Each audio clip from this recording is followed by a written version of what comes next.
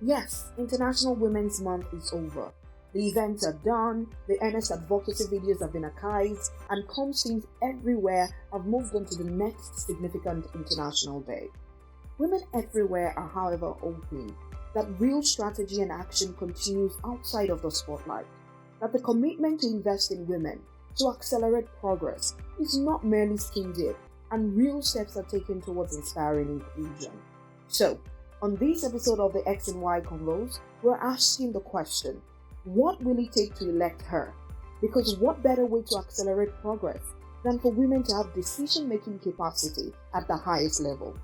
I'm joined by Bukky Shonibare, the Executive Director of Invictus Africa, who has dedicated her extensive and impressive career to advancing gender equality and human rights. This episode is Politics for Her 101. So grab your notes and pen and let's get to class. Good morning, afternoon, evening, midnight, whatever it is, at whatever time you are watching or listening to this. And I have good news. I've got the Bukky Shonibare in the studio with me, and I'm excited about that. Hi, I know I'm fangirling, okay? So it's so how are you? I'm so excited that we get to be able to do this together. Thank you so much, Adenike. I'm fine, and I'm really happy to be here. Particularly happy that we're having this conversation at a time where many people are not having this conversation. Exactly. Thank you for giving me the right cue to deep dive, to just get into the conversation. And like what you said, this conversation has died down. Okay, so post February 25, the presidential elections, I was dispirited because I felt like all the hard work that had gone into having better representation in Nigeria's governance went down the toilet. And so March 1st came along and I felt like, look, I get it. We are women and somebody has thought it nice to give us a day to celebrate, but what do we really have to celebrate? But I'm beginning to come out of that, and I must say that I'm inspired by how much work you are doing to keep the conversation front and center and not just leave it at, the elections, but also the lead up, the in-between of elections. And it's from that point that I want to ask the question that kept ringing in my head in that period where I was thinking, why is this work so hard to do? Why is it challenging to elect women? Thank you so much, Adenike. And I'm particularly happy that we're having this conversation now because it's easier to have this kind of conversations before election and right after election when, like we say in Nigeria, our blood is still boiling. Exactly. So yeah. So it's easier, but I mean, post, the elections, we are now still having the conversations. Right. And in 2019, we're having the conversations saying that we're preparing for 2023. Right. 2023 has come, and then the numbers have dealt us really, really bad blow. So it means that, by 2027, I hope that the conversations continue month in, month out, yes. And all that. Why?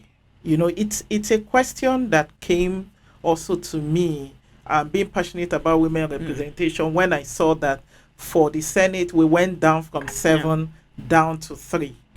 In 2019 to 2023 night assembly, we had, 7 women. There were actually 8 at the beginning, but one of them, Honorable Rose, died. Yeah. And so we had 7.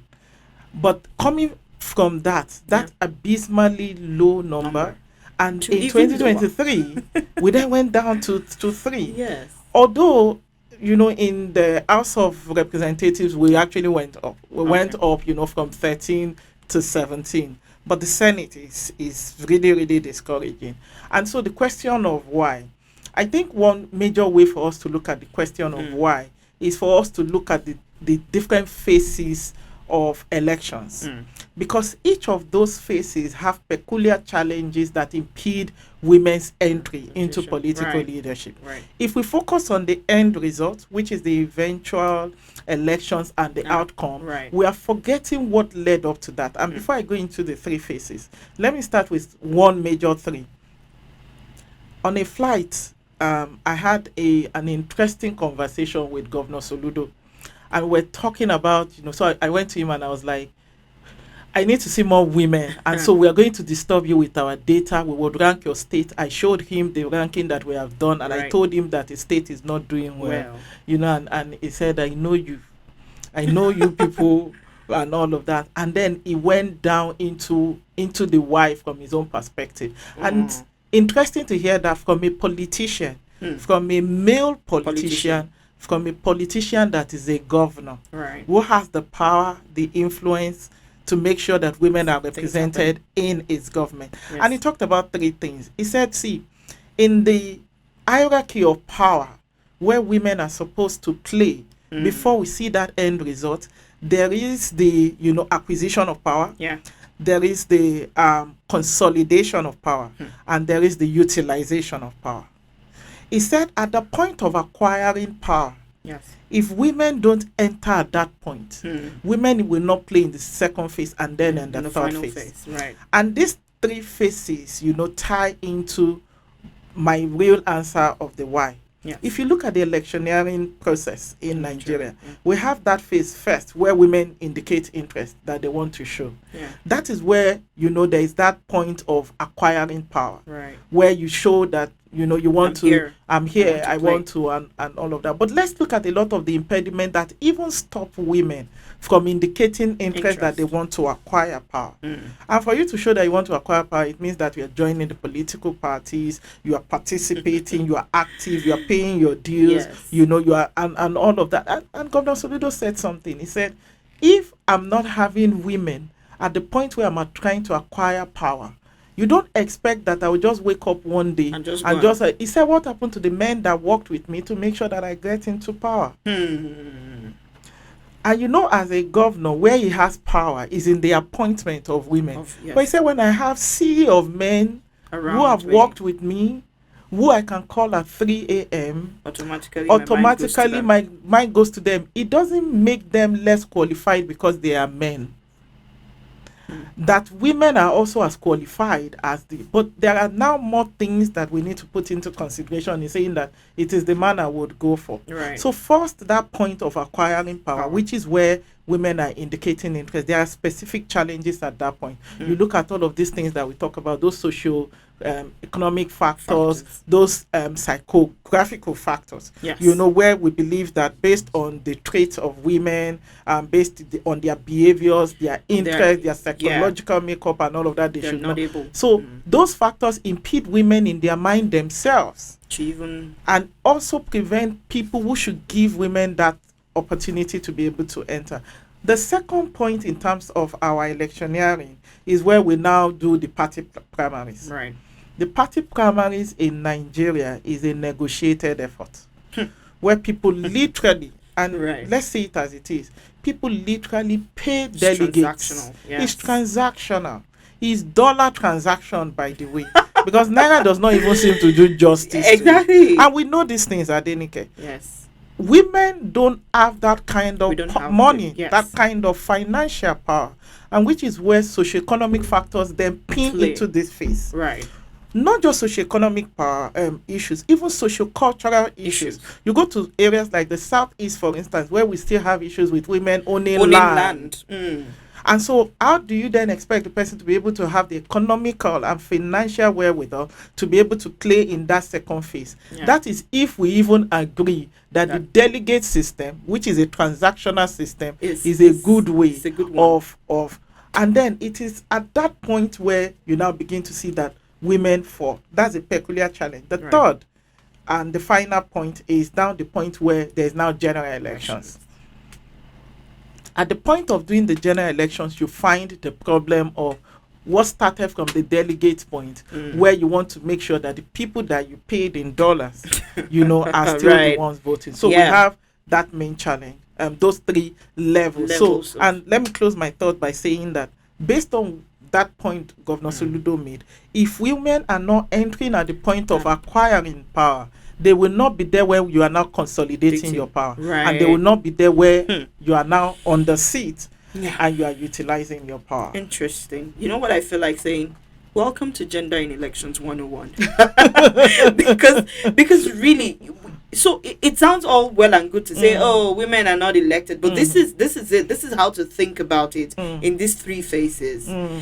And so we now that you have highlighted what these three phases are, I want us to, from a solutions point of view, again, to begin to talk about, okay, what do we do to change the game at the point of acquiring power? What do we do to change the equation at the point of consolidation?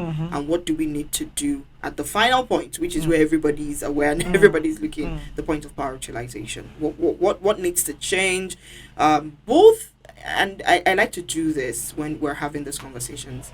I want the individual action, but I also want the collective action, the action of institutions, of set processes, of policies, of laws. So what do we do to begin to effect changes at these three levels?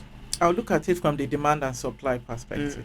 So let me start from the supply perspective, which is that perspective of what must be done by those who, by the social contract theory, have the power, the wherewithal to be able to make sure that there is an enabling environment for the demand side to function, in order for us to have more women in political leadership.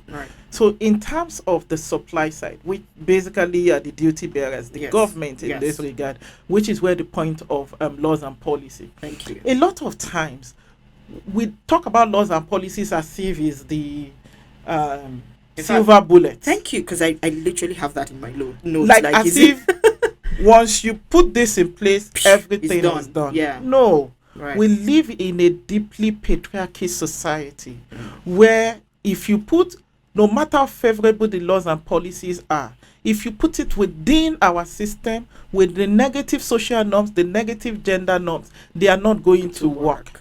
In a case, permit me to bring my legal perspective here. So there is a case that we studied when I was studying law, is McFoy versus UAC. In that particular case, the judge made an interesting submission.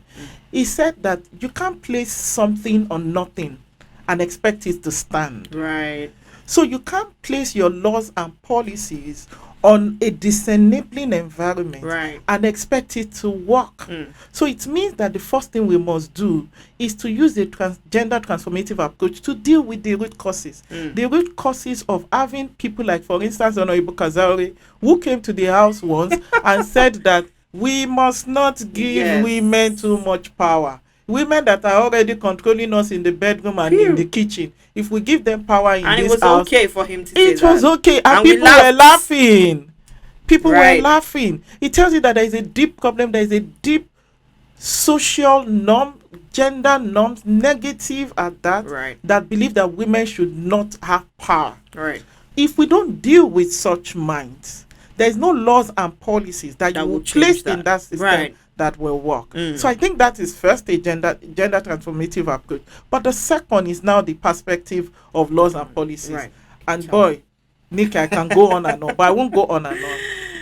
I'll say first, we've talked about laws and policies a lot. But one thing we must recognize is that countries that have done well in women's representation have used laws and policies to push for that. The Rwanda that we celebrate today have specific laws, but not just laws like subsidiary legislations that don't have too much power. They constitutionalized women's representation. In South Africa's constitution, in Rwanda's constitution, they made sure that they put there a certain percentage of women must be represented. Sierra Leone is the new person in the block that also made sure that the constitution, I say 30%. So laws and policies are not just supposed to just put it there. And then, but that's just law. But policies, Namibia have their zebra policy, which they call 50-50. Zebra is black and white. So they are saying that in our political party system, make sure that for every man there must be a female. So such kind of policies will be able to play when we have a society where the average person, and lastly, the people who hold negative gender norms are not just men.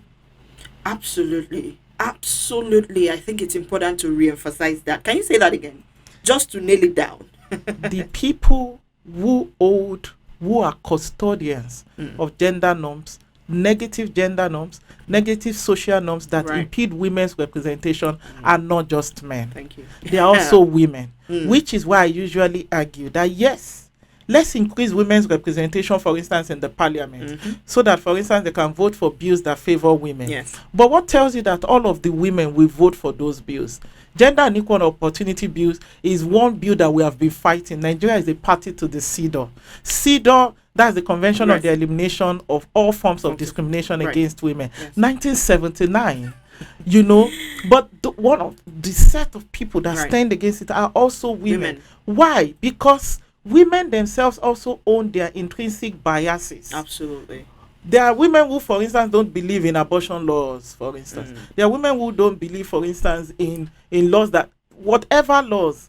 There are women who also believe that some of these gender equality, including women's representation, negate their religion. Right. And so it tells you that if we don't deal with everyone, not just men, in terms of changing negative social norms, we'll keep having this problem. Absolutely.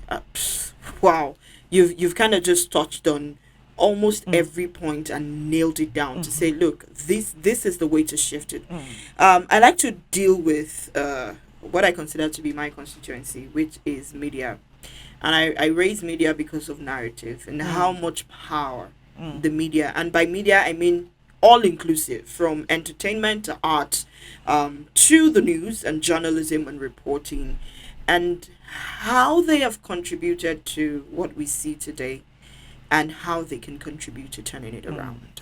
Yeah, I think the way the media reports on women, in terms of women who are vying for offices, before we get to that point, the way the media reports on women generally affect what we see in crisis situation like this, where we have underrepresentation of women. Whatever you see in a crisis situation is usually a continuation of pre-existing norms, or pre-existing normative values that we have seen, that we have as a society. And so I go on interviews and then people ask me, oh, Bukky, how do you balance out being, you know, a mother, a wife, and all of that? And I asked one, I said, don't ask me that question, especially because you ask men those questions. And so there is that responsibility that has been placed on women, you know, in terms of burden of care. This is what you should be doing. And then the media advances that. So I think just generally the reportage on women should be shifted in such a way that empowers women, not one that makes them feel like this is what your primary responsibility should be, and then focus on that. You know, that's generally. But when we now come to political period, to be honest, things are shifting, and we must give kudos to funders who fund organizations that train media personnel to be able to report appropriately. You know, I know Dataphyte also, for instance, has a fellowship, you know, gender mainstreaming fellowship, where, you know, you bring in journalists and then based on their understanding of these issues, they are able to do proper reporting around women, whether during political era or outside political era. So I think the media has a huge role to play, not just in shaping the narrative, but also in making sure that the way women are projected to the society, it is not from the perspective of these are the outliers. Normalize it the way you normalize women. That's important. Normalize it. But once you say they are the outliers, it's like telling a child, don't eat that thing. That's what the child will want to eat. But when you focus on women's representation, where, you know, it is just like, it's the norm. I was almost going to say it in Yoruba. It means these ones are the ones that like are different. Society are then going to pay attention to it. What are they even looking for? You know, and things like normalize it. The way you normalize, don't ask women questions that you will not ask men. So we did, and that report is going to be out, and I'm excited. We monitored media's coverage of elections, and of course we monitored for gender elements, and the monitor had to reach out to me to say, I almost can't believe this, that Senator Remi Tinubu, speaking in her position as a senator in that report, was described as the wife of completely discountenancing her authority to be speaking on the things she was speaking about, because she wasn't speaking in her capacity as the wife of the candidate. She was speaking in her capacity as a senator. And then they had framed it as, that's what people see, that's what they hear, the wife of, describing by their familial relationship. And I mean, it's clear that it's important to do the hard work to turn that narrative and that image around. To wrap up, because I can see some people winking at me, this is a very interesting conversation. We can go on for 2 hours. But to wrap up, are there contexts that we've seen some change, some things working, whether that's laws or policies, whatever it is working, that is scalable in our context, whether that's local, if we've seen good examples locally, or internationally, that is scalable in our context, that we can template in our for our own local context?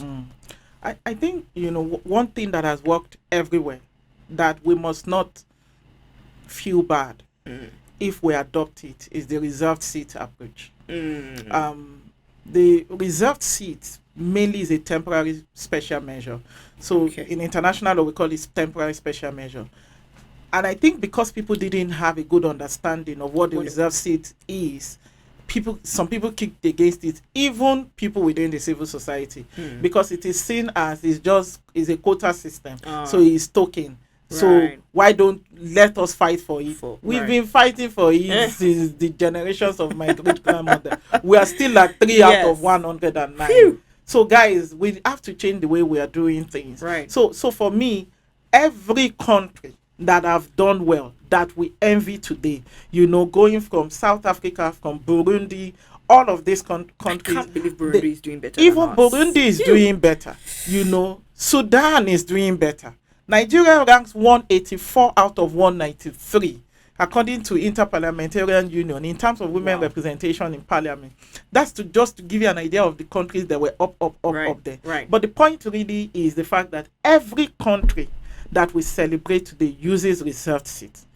Reserved seat is a temporary special measure, and I must really emphasize on that, because it was a system or a measure that was designed to say, if you have historically marginalized groups in certain leadership positions, introduce a temporary special measure such as reserved seat. And when inequality, when you achieve that balance, remove the measure. So Honorable Nkiruka, pushed for the reserved seat bill. So the reserved seat bill is one of the 5 gender bills that was thrown out on March 1st, 2022.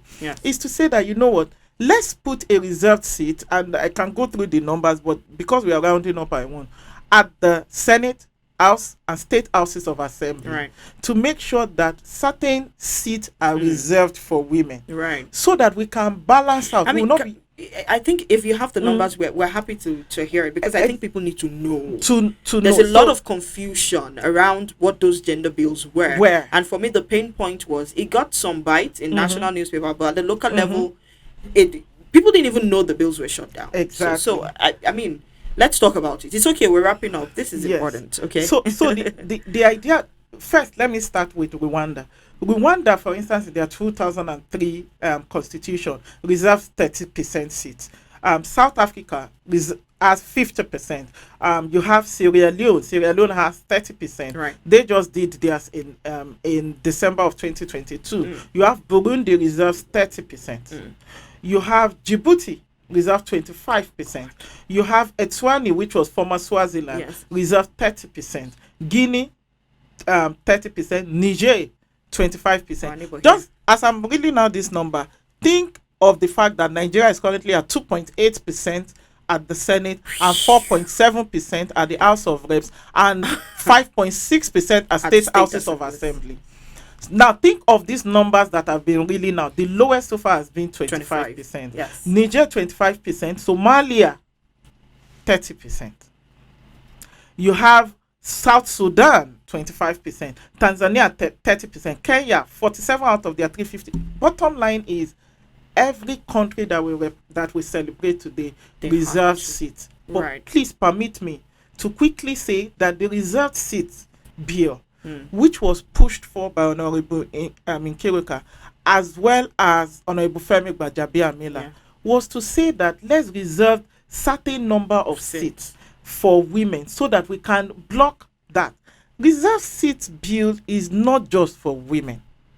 is to look at who are those that have historically been marginalized. So you have women, you have young people, and you have persons with disabilities. Right. So it's basically to say, let's introduce this measure so that we can have these people coming. Now, what is the numbers in terms of what we were trying to say?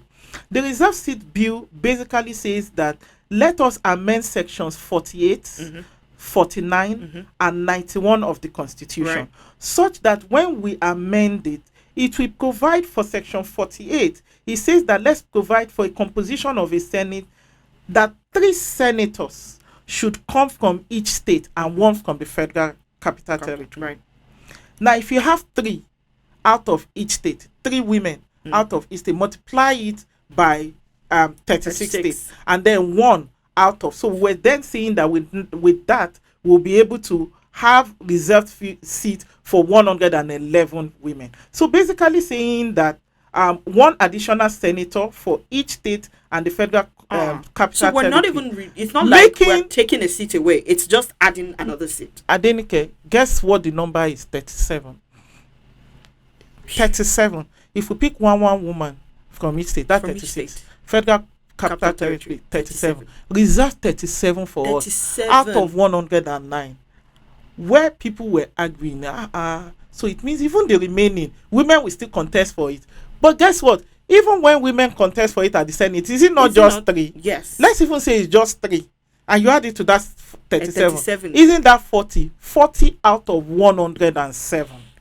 Do you get the idea? We then said that amend section 49 such that provide that the House of Representatives, we should have 2 additional members of each state and the Federal Capital, which shall be women. Right. How many does that come to? 74. Out of how many? 360.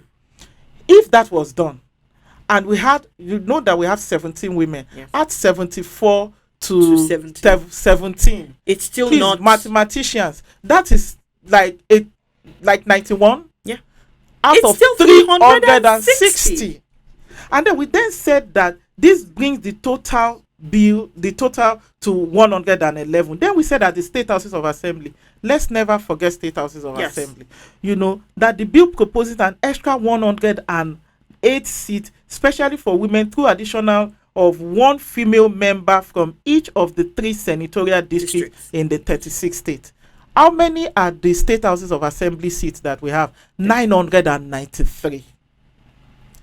Adenike, right now we have just 56 women out of 993. That is 5.6%. If we had done this, we would have had maybe 10 point something. It's nowhere near all the numbers that you have reeled out. Exactly. We're not even close to 20%. Averagely. So people kicked against it. They say, it will increase the cost of governance and all of that. The good thing was Plaque did an analysis to say, if this reserve seat bill went through and we have these additional people, this is how much it would have cost. It was not up to 5% or 10% of the total amount that we are currently spending. But you see, that's one major thing that we can learn. But one major thought I must leave here is, as we do elective positions, we must also not forget appointive positions, because those are faces. And one of the things that we're doing at Invictus Africa is also to collect data.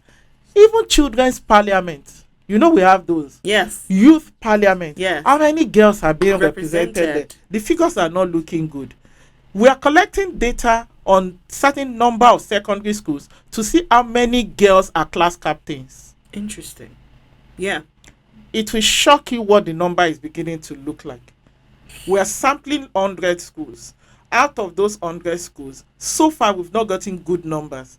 I don't want to read that, so I don't give inaccurate data numbers, here. But just to say, how many girls are the what's that position? Head girl. Head girl. No, I mean, those top positions. Yes. I mean, when you put them together, how many girls are represented there?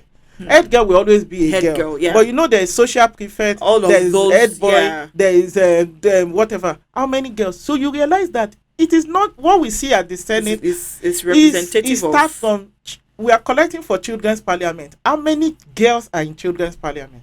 Youth parliament, how many girls are there? So it tells you that we are dealing with a deep issue. It's not and then when we look at in terms of appointed positions, even in Nigeria, we have not done more than 10% of the total number of cabinet positions. And so it put to the table the fact that measures like reserve seats helps us to shock what the problem is, while we look at other gender transformative approaches that deal with the root causes, and then we put laws in place, we put policies in place, we change behaviors, we change norms, but we must have something that helps us find a balance. While we know changing root causes takes a long time, but while we do that, should women keep suffering and being underrepresented?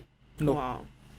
So I told you when we started this that this is gender representation 101 or gender elections 101, and we have to do a 102. Like, we have to scale this and then delve and pick it apart and look absolutely. at what the numbers are. I'm looking forward to that research you're doing around representation, even from primary school to secondary school, across both children's parliament. I'm looking Children's forward parliament, youth parliament. Yeah. I'm looking forward to what those numbers will look like. But thank you so very much for helping us to understand what these things are outside of, forget the noise, forget the hype. This is what we mean. This is what the data says.